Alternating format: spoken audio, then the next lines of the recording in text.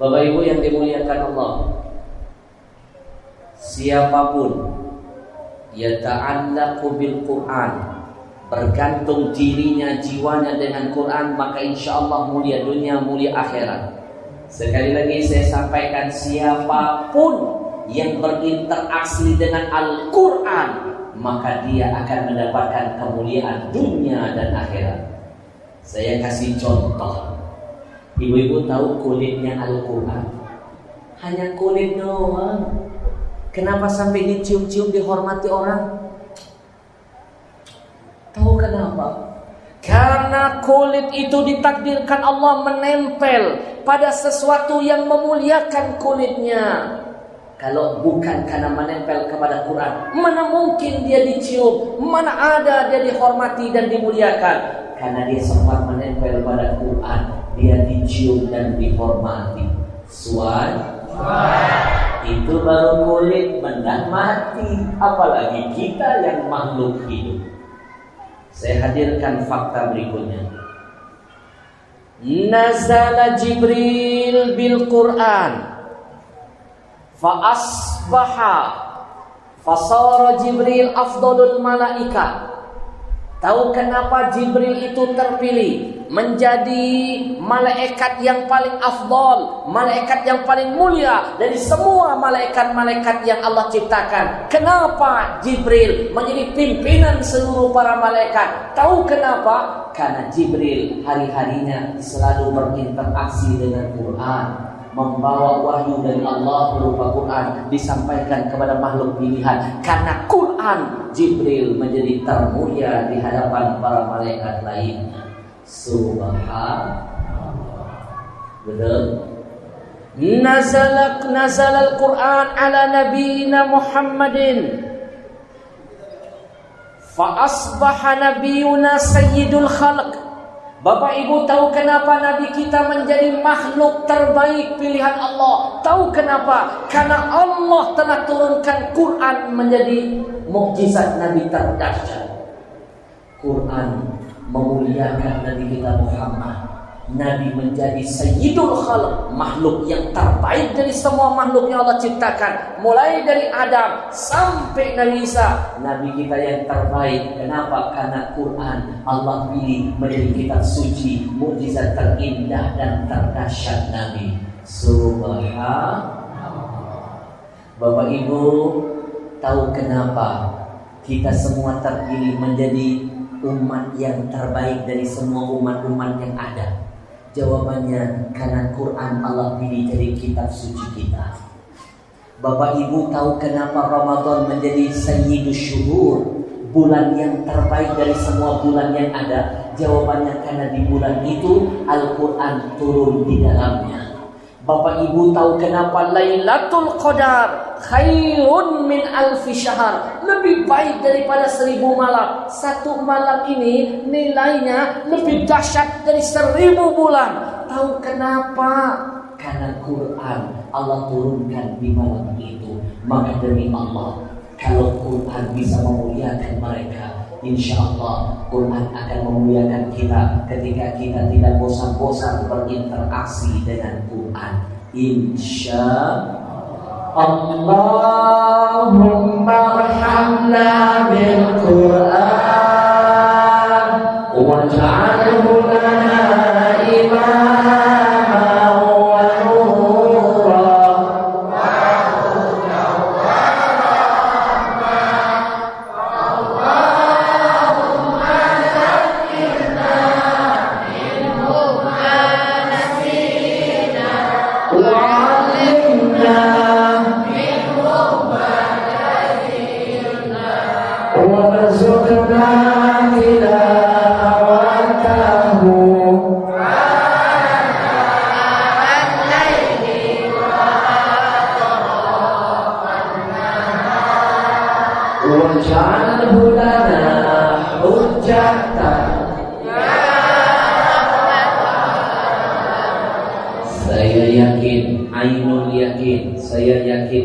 Yakinnya kita hadir di sini terpanggil dengan gerakan mengaji, riau mengaji. Keluar dari tempat ini selama dalam hati kita selalu berhubungan dengan Quran, maka insya Allah kita pun akan mendapatkan kemuliaan dunia dan akhirat. Bu, sekali lagi siapapun yang hari-harinya tiada hari tanpa Quran akan mendapatkan kemuliaan dunia bahkan kemuliaan akhirat.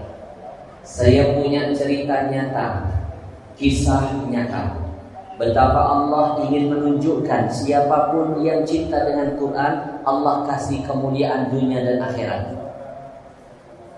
Kisah nyata ini insya Allah akan saya angkat menjadi film layar lebar religi kedua saya.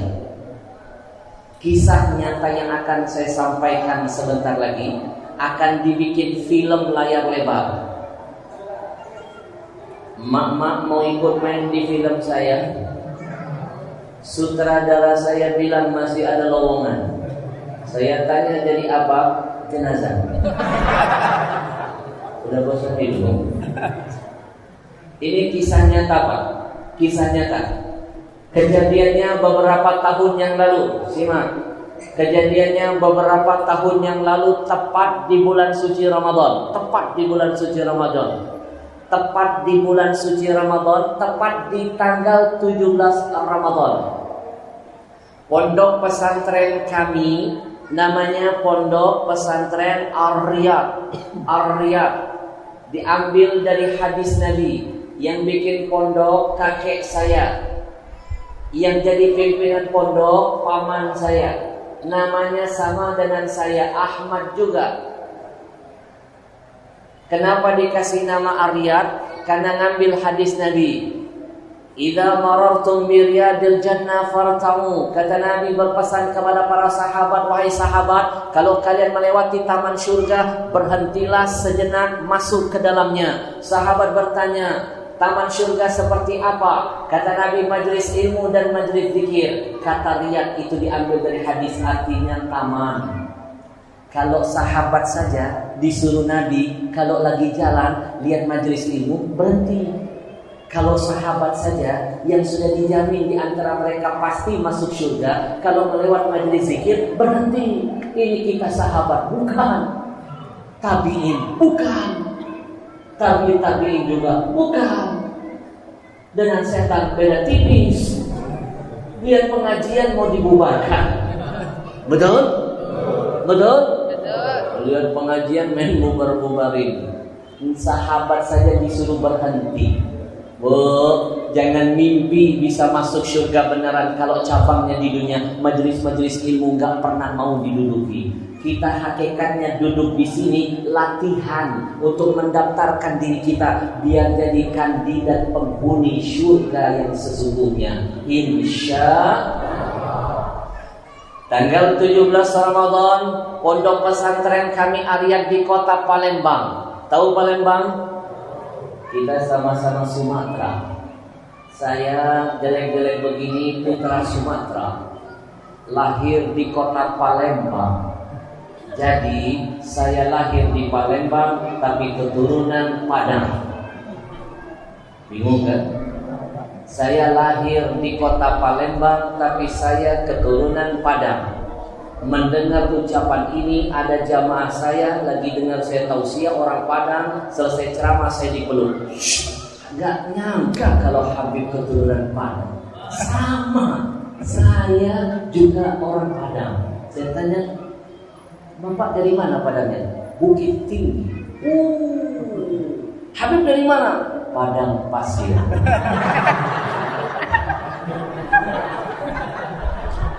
Yang penting Pak, kita Padang sama Padang bersaudara. Jangan pernah meremehkan orang Palembang. Jangan pernah meremehkan orang Palembang. Orang Palembang itu kata guru saya, di antara keistimewaan dan kelebihannya, mereka orangnya kuat-kuat. Bayangkan kapal selam mereka makan. Hadirkan di hadapan saya, suku mana yang bisa makan kapal selam? Roket, kalau bukan orang Palembang. Hubbul watan minal iman, cinta tanah kelahiran itu sebagian dari iman. Betul? Mak, saya lahir di Palembang. Pondok pesantren kami ketika Ramadan mengirim ada 20 orang santri, masih kecil-kecil, kayak bocah-bocah di depan kita ini. Ini kayak makhluk-makhluk halus ini. Ini kan halus perasaannya. 20 orang, kayak ananda kita yang dipangku ayahnya. 20 orang santri kami kirim ikut lomba musabaqah hifdzil Quran. 20 orang santri. 20-nya utusan dari pondok. Ada yang ikut hafalan 1 juz, ada yang 5 juz, ada yang 10 juz, ada yang 20 juz, bahkan ada yang ikut di level 30 juz. 20 santri kami kirim pergi ke tempat pertandingan perlombaan musabaqah naik mobil lewat jalur darat. Selesai lomba jam 12 malam, inisiatif ketua rombongan biar anak-anak kami tidak terlalu lama pulang ke pondok. Akhirnya mereka mengambil jalan pintas, tidak lewat jalur darat tapi menyeberang sungai, naik perahu, naik getek. Orang Riau bilang getek apa? Pompong. Aneh lagi. Ini sebenarnya planet apa? Betul sekali. Apa itu kapal? Pompong. Pompong. Oke lah kalau begitu, saya coba pakai bahasa sini.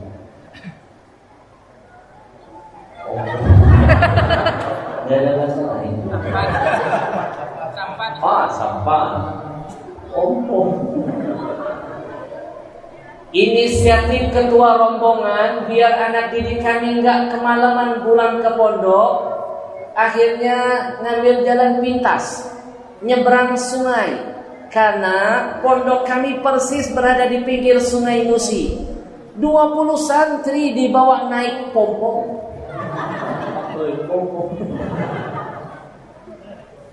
20 santri naik kapal, naik sampan, naik pompong, nyampe di tengah pompong bocor. Sampai di tengah sampan perahu bocor. 20 santri kami tenggelam dalam sungai. 20-nya tenggelam. Dan ternyata kami baru tahu di antara 20 santri kami itu hanya ada 17 orang santri saja yang bisa berenang. 3 santri lainnya ketahuan tidak bisa berenang. Akhirnya mereka jadi korban, tenggelam ke dalam sungai Musi. Jenazah mereka baru ditemukan 3 hari 4 malam berikutnya. 4 malam 3 hari. 4 malam 3 hari setelahnya jenazahnya ditemukan di tempat yang berbeda-beda. Padahal ketika korban ini seorang anak yang hafal 10 juz. Korban kedua seorang anak yang hafal 20 juz. Dan korban ketiga seorang anak yang hafal 30 juz. Ketiga-tiganya finalis, calon juara 1 di bidang masing-masing. Bahkan jurinya ngasih bocoran, Habib, 3 ini sudah kami tandain calon juara 1 di bidang masing-masing yang mereka ikuti. Ternyata Allah punya kehendak lain. Bukan kami yang memuliakan mereka, tapi Allah yang mempersiapkan kemuliaan buat mereka. Mereka tenggelam dalam sungai selama 4 malam 3 hari. Bapak Ibu, begitu jenazah mereka ditemukan di tempat yang berbeda-beda, subhanallah, begitu jenazah mereka satu persatu diangkat, Bapak Ibu tahu apa yang terjadi? Ada keanehan. Di mana-mana siapapun yang tenggelam dalam sungai, Apalagi sampai berhari-hari dipastikan 3 hal akan terjadi pada tubuhnya. 1, membengkak. Kenapa membengkak? Karena banyak kadar air yang akan masuk ke dalam tubuhnya. Yang kedua, membiru. Kenapa membiru? Karena dia akan terombang-ambing, terbawa arus yang sangat deras, lalu berbenturan dengan benda-benda keras yang ada dalam sungai. Dan yang ketiga, membusuk. Tapi subhanallah, ketiga-tiga santri kami yang hafal 10 juz, 20 juz, 30 juz, begitu diangkat jasad mereka satu persatu di tempat yang berbeda-beda. Ibu tahu apa yang terjadi? Ada keanehan. 4 malam 3 hari begitu diangkat jasad mereka, apa yang terjadi? Ada keanehan. Saya tahu wajah-wajah ibu penasaran. Ini salah satu teknik ceramah terbaru. Bagaimana membuat orang penasaran. Ibu bapak tahu nggak kenapa orang kafir berhasil menjebak anak-anak muda kita ngikuti tren mereka? Dia bikin teori keris, bikin anak-anak muda penasaran. Mulai dari judul filmnya, AADC, ada apa dengan cinta? Itu kan merangsang, pengen tahu anak muda. Begitu masuk ada-ada saja. Betul? Betul? Ibu, saya sedang mengolah teknik ini. Saya pakai dalam dakwah 4 malam 3 hari. Begitu ditemukan jasad santri ini, maha suci Allah. Allah tidak ingkari janjinya. Innaka la tukhliful. Apa janji Allah di antaranya? Nahnu nazzalna dzikra wa inna lahu lahafidun. Makna lahafidun, kata Allah, kami yang nurunin Quran, kami akan menjaganya. Ternyata makna lahafidun bukan cuma Quran yang akan dijaga. Insya Allah yang mau menghafalnya, yang mau mengamalkannya, yang mau membacanya, yang mau mengajarkannya, yang mau jadi donaturnya, insya Allah masuk kategori lahafidun. Allah jaga dunia sampai akhirat. Itu terbukti kepada santri kami 4 malam 3 hari. Ketika diangkat jasad mereka, apa yang terjadi?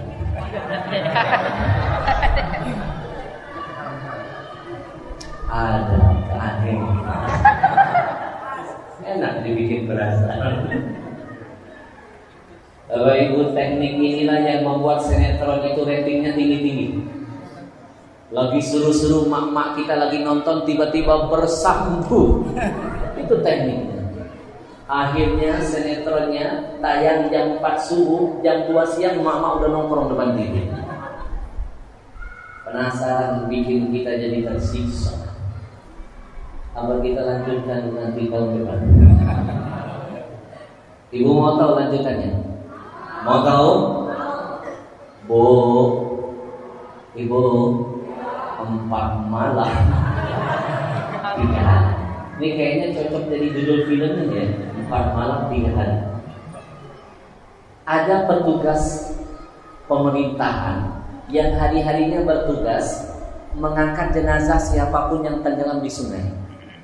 Petugas tadi sampai bersumpah, demi Allah Habib, 15 tahun saya bekerja ngurusin urusan begini, baru 1 kali ini saya melihat dengan mata, mendengar dengan telinga, memegang dengan kedua tangan saya ada orang tenggelam dalam sungai. Jangankan tubuhnya dijaga Allah, pakaiannya yang menempel masih menutup auratnya. Logikanya orang kalau tenggelam, apalagi berhari-hari, telanjang kondisinya. Betul nggak? Telanjang. Pakaiannya kemana, sarungnya kemana. Saya kasih contoh. Ibu-ibu tahu kejadian tsunami di Anyer? Mereka yang lagi jingkrak-jingkrak, teriak-teriak, joget-joget di panggung, disapu oleh air. Bahkan yang di Aceh sekalipun tsunami menghantam, itu begitu ditemukan jasad mereka, tidak sedikit yang telanjang. Padahal mereka pakai celana jin. Logikanya celana jin itu ketat, makin dipakai makin melekat, makin dipakai kena air makin menempel. Ini celananya kemana, bajunya kemana, telanjang jasadnya. Padahal mereka pakai celana jin. Kemarin ada anak kecil dengar ceramah saya, dia tanya, Ustadz, kalau mereka pakai celana jin, lalu jin pakai celana siapa? Macam-macam nih bocah. Macam-macam nih bocah. Bikin kesel. Allah. Ini kadang-kadang musuh saya ini kebanyakan bocah-bocah iseng. Saya berapa kali ketemu bocah, saya tanya, nak, namamu siapa? Saya nanya baik-baik, saya dikerjain. Habib mau yang panjang apa yang pendek? Zaman kita dulu nggak ada yang berani begitu ya. Saya bilang yang pendek dulu, nanti kasih tahu saya yang panjang. Oh, kalau yang pendek nama saya Muhammad Amin bin. Kalau yang panjang, Amin. Ibu, satu hari sebelum ketiga santri kami tenggelam, ada kejadian yang hampir sama. Di sungai yang sama, seorang perempuan cantik bunuh diri, terjun dari jembatan Ampera ke sungai yang sama karena ditinggal pergi calon suaminya. Undangan sudah dia sebar, catering sudah dia bayar, gedung sudah dia pesan, calon suami kabur Pak. Akhirnya dia putus asa, mengakhiri hidupnya terjun ke Sungai Musi. Belum nyampe satu hari, belum genap satu malam, yang tadinya parasnya cantik jelita, langsing badannya, begitu diangkat jenazah wanita ini, bengkak, biru, busuk. Padahal belum sampai satu malam, apalagi satu hari. Tapi subhanallah, ketiga santri kami yang hafal 10, 20, 30 juz tenggelam dalam sungai 4 malam 3 hari. Begitu diangkat jenazah mereka satu persatu, Maha Suci Allah. Ada keanehan. Dan kita, Bu, jasadnya nggak bengkak, tubuhnya harum, wajahnya nggak kayak orang tenggelam Pak, seperti nampak orang yang baru selesai mandi, segar, bugar, tersenyum menghadap perjumpaan dengan Allah Tuhan. Bahkan ada yang lebih aneh di antara tiga itu. Ada santri yang paling kecil tapi hafalannya paling banyak, 30 juz. Dia ternyata saking sayangnya dengan Quran, dia tenggelam memeluk Quran di dadanya. Kami dapat bocoran ketika kapal sedang oleng, lagi bocor, berada di tengah sungai, teman-temannya memperingatkan anak ini, Dek, lempar saja Quranmu, kamu kan gak bisa berenang. Nanti kalau kamu tenggelam, makin bawa beban, kamu malah makin cepat tenggelam. Buang bebanmu, lemparkan Quranmu, selamatkan nyawamu. Malah dia menjawab, Quran, jadilah teman hidup matiku. Quran, jadilah sahabat dunia akhiratku. Aku tidak akan pernah mau berpisah dengan Quran, meskipun nyawa berpisah dari jasad. Dia peluk Quran. Logikanya orang kalau nggak bisa berenang, tenggelam, satu, pertama teriak-teriak minta tolong, kedua akan berusaha membuang beban apapun yang membuat dia makin berat dan makin cepat tenggelam. Ini aneh, nambahin beban. Dia peluk Quran di dadahnya, dia tenggelam sambil berkata, Quran, jadilah penyelamat dunia dan akhiratku. Dia bawa tenggelam Quran menyertai kepergiannya. Ibu tahu apa yang terjadi? 3 hari 4 malam, jenazahnya begitu diangkat, Qurannya kering, nggak basah.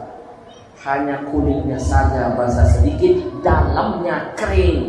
dan tidak ada satupun yang bisa melepaskan Quran yang menempel di dadanya, seperti melekat di kedua tangannya, seperti menempel di dadanya. Tidak ada satupun yang bisa melepaskannya. Kami coba melepaskan pelan-pelan, tarik, ternyata nggak mampu. Kami khawatir kalau kami paksakan, kami tarik, khawatir ada organ tubuhnya yang akan lepas.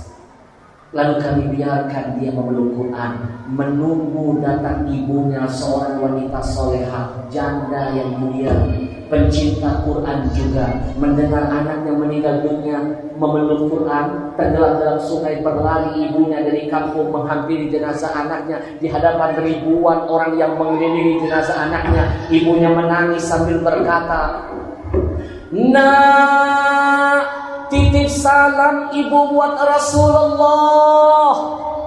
Nak, sampaikan salam rindu ibu kepada almarhum ayahmu. Nak, semoga kelak engkau jadi penyelamat ibu dan ayah di hadapan Allah nantinya. Nak, ibu yang mengandungmu, ibu yang melahirkanmu, ibu yang menyusuimu, ibu yang berjuang membesar menyelamatkanmu, ibu yang berjuang membayar biaya pendidikanmu. Hari ini ibu katakan di hadapan semuanya, aku ridho dengan kematianmu. Nah, aku ridho kematianmu, aku ridhoi kepergianmu. Nah, mendengar kata ridho ibunya, ada keanehan. Quran yang tadinya kami tarik gak bisa lepas dengan sendirinya, disambut oleh kedua tangan ibunya. Benar kata Nabi, ridho Allah ada pada ridho ayah ibu. Saya baru ngasih bocoran sedikit, sudah banyak yang berbulan-bulan yang matanya meneteskan, menangis. Bagaimana kalau cerita nyata ini dijadikan sebuah film? Dahsyat nanti filmnya. Doakan, mudah-mudahan nanti film ini akan segera diwujudkan. Bu, anak-anak yang seperti ini akan jadi penyelamat. Inna lillahi ahlina minan nas. Kata Nabi, ketahuilah sesungguhnya di kalangan manusia ada sekelompok orang yang dianggap Allah sebagai keluarganya. Siapa keluarga Allah? Ahlul Quran, ahlullah. Orang yang dekat dengan Quran, cinta dengan Quran, peduli dengan semua gerakan Quran, maka dia dianggap Allah sebagai keluarganya. Maka hari ini gerakan Rio Mengaji sebenarnya ingin mengajak kita mendaftarkan diri kita menjadi keluarganya Allah. Kalau kita jadi keluarga gubernur, kita bangga. Kita jadi keluarga menteri, kita bangga. Kita jadi keluarga presiden, banyak proyeknya. Reklamasi, undang-undang cipta kerja. Apalagi kalau bisa jadi keluarga Allah yang maha segala-galanya, tidak akan pernah rugi dunia sampai akhirat. Pada hari ini saya Ahmad Al-Habsyi bersama gerakan Rio Mengaji mengajak, mengetuk hati Bapak Ibu, daftarkan diri kita untuk menjadi bagian dari keluarga Allah. Insya Allahumma arhamna bil Quran imaman wa nura.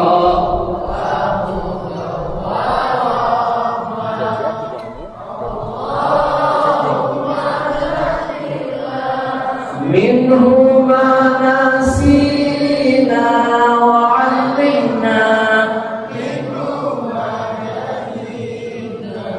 warzuqna tilawah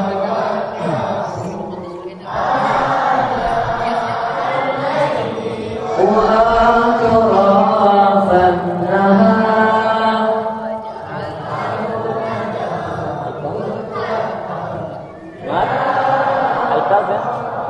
Haikal.